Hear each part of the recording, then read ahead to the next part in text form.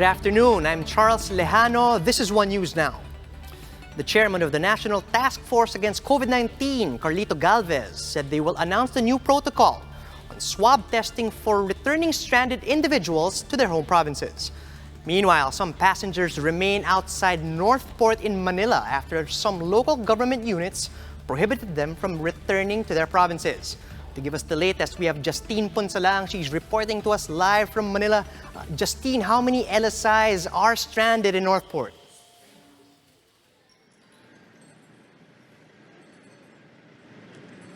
Charles, currently there are around more than 100 of LSIs that are here outside the gates of the Northport this afternoon. According to the security of Northport, the numbers dwindled down from almost 400 from this morning after the passengers bound for Cagayan, Dumaguete, and Zamboanga were allowed to board the ship.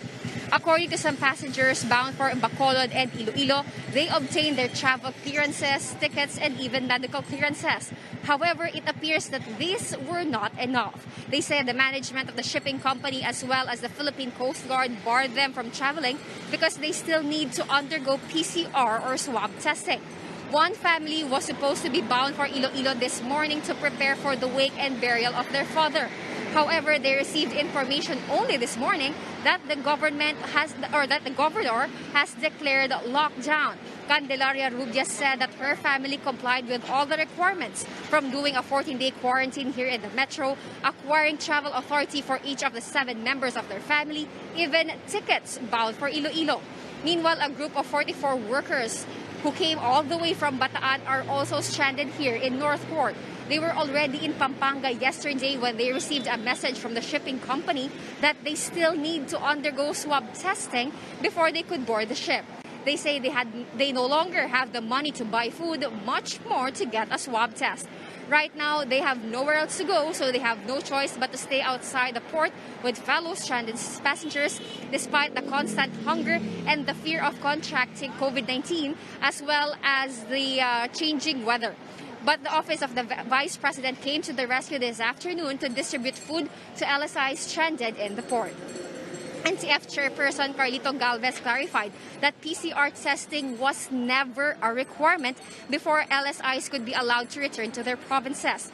However, they will release a new protocol on Thursday wherein PCR testing will be conducted upon their arrival to their provinces. The test will be shouldered by the LGU, but if the local government cannot afford it, the national government then will pay for the tests. Here's a part of Galvez's interview.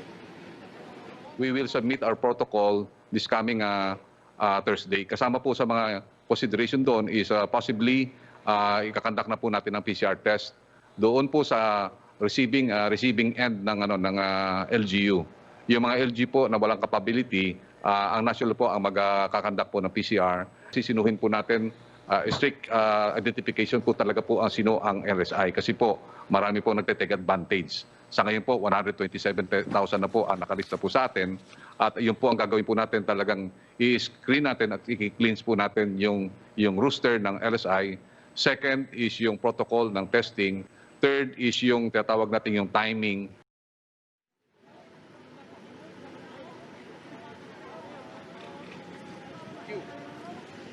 Charles, currently there are around less than 100 of LSIs here outside the Northport gate.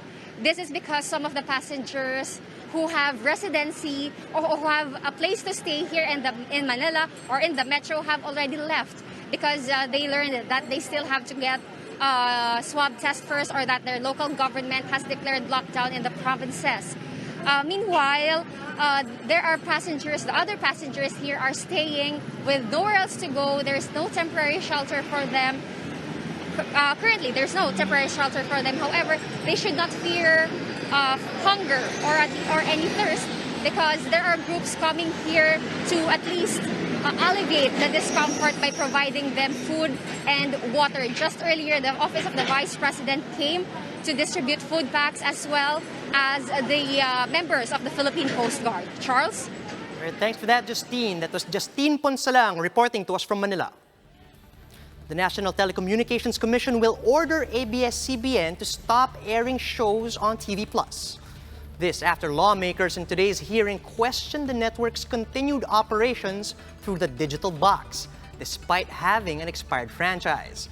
A Nakalusugan representative, Mike Defensor, says this is a usurpation and infringement of the power of Congress to allow ABS-CBN to air given the circumstances. The NTC said the Solicitor General had advised them to issue an alias cease and desist order against the continued broadcast of the network's programs through the Digibox. Meanwhile, ABS-CBN CEO Carlo Katigbak explained that the earlier cease and desist order issued against ABS-CBN does not cover Channel 43. But the NTC wants to stop the network's operations through the said channel as well. Here are other stories we are keeping our eyes on. The Coast Guard has released photos of the Philippine fishing boat Liberty 5, which collided with a Hong Kong-based cargo vessel MV Vienna Wood off the coast of Occidental Mindoro.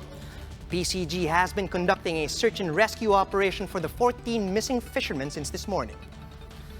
The Philippines has been added to the watch list of CIVICUS Monitor, an alliance of global organizations and activists due to the controversial anti-terror bill and other issues. But for Senator Panfilo Lacson, the proposed measure will have enough safeguards in coordination with the Justice Department and Human Rights Commission. And the Land Transportation Office will be suspending the issuance of student driver's permits beginning on July 1. This as the LTO eyes to implement the prerequisite of undergoing a 15-hour theoretical driving course by August. For more updates, follow News 5, the Philippine Star, and Business World online. You can also visit our website, onenews.ph, for more in-depth analysis. And you can catch One News on the Signal Play app. Just register for a free account at www.signalplay.com and stream One News live anytime, anywhere. I'm Charles Lejano. We are One News.